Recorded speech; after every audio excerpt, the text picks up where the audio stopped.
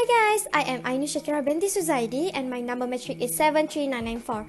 I am from Language and Communication Faculty. Today is going to review about the film Ex Machina. Ex Machina is the story of Nathan's invention, which is AI robot named Eva.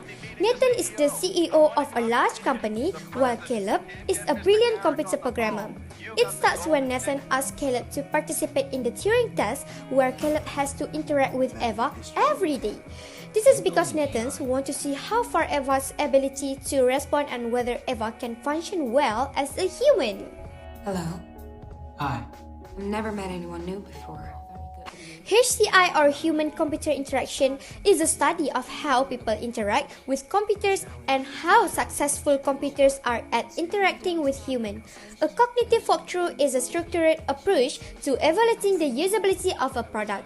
It involves the tester, who is not a user, by creating a situation. In this film, cognitive walkthrough evaluation is conducted, that is 4 steps in human-computer interaction. Firstly, form the intention.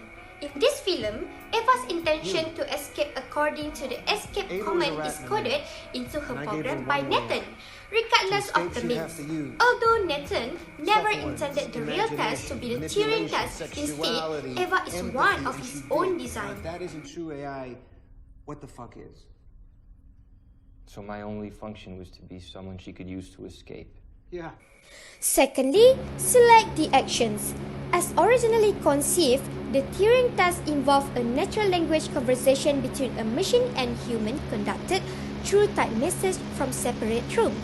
Nathan is using the in-person usability testing method, and the AI isn't hidden from Caleb and makes him know that he's talking to a machine. Next, execute the action. An AI is deemed sentient if it managed to convince the human that it's also a person, that it can think. Eva manipulates Caleb to align with her by charming him so that he will be more inclined to help her. Eva's ability in using the context in the conversation is correct, and Eva is fully aware of her thought and reaction to humans, which made Caleb take the bite.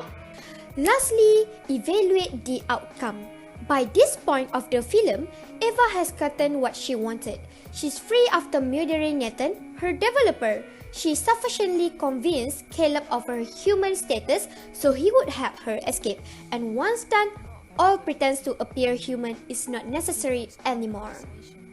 Hi, I am Arneradaya Anna Dunstan and my metric number is 77407. Will explain about the problems that may appear in the system. The capabilities of AI technology levels can go beyond human capabilities. At this stage, the AI system is no longer dependent on human with algorithmic code, but it can generate its own algorithm. Because there is a high possibility of risks and dangers of AI to human life.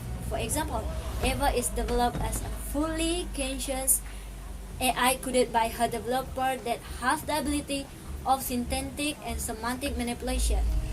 In the end, Nathan could not prevent his murder at the hands of his created AI android. Why is SDG 5 important? What is the relevance of SDG 5 enforcing gender equality with the film Ex Machina?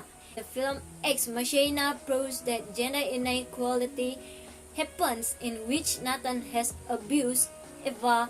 At the very least, we know that she's been locked away for her entire 1 unit of life, forbidden to see the color outside a black-white room. She is given little no freedom.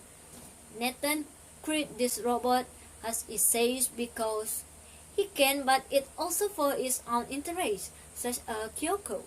In fact, Nathan AIs were all human.